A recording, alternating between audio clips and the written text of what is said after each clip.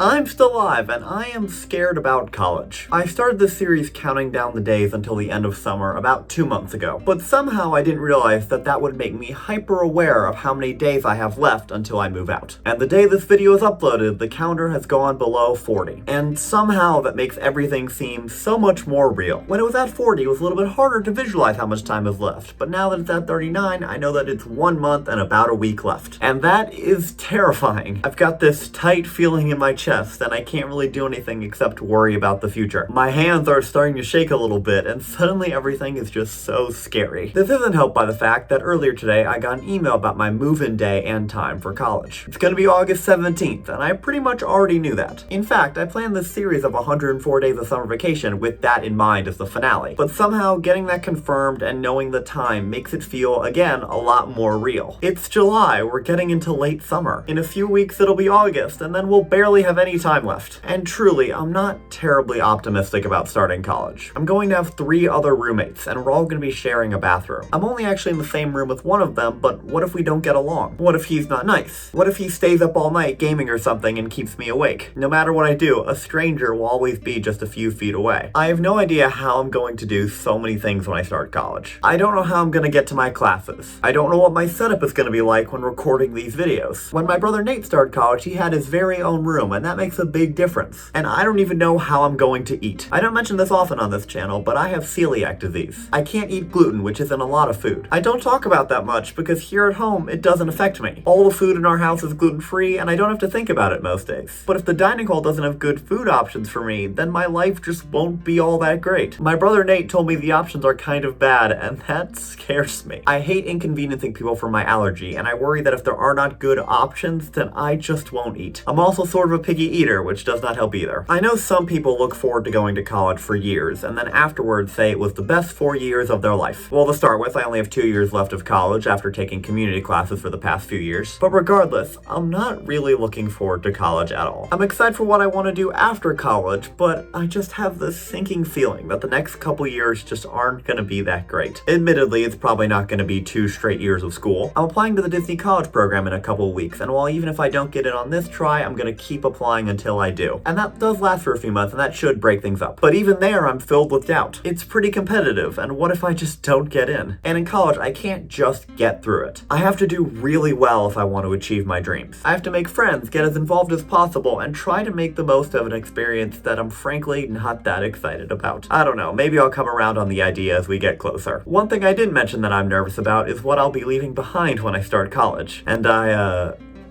don't think I can do that without crying, and I do not want to do that on camera. I'm trying to stay positive, but this is all just so scary. Nate, I'll see you tomorrow.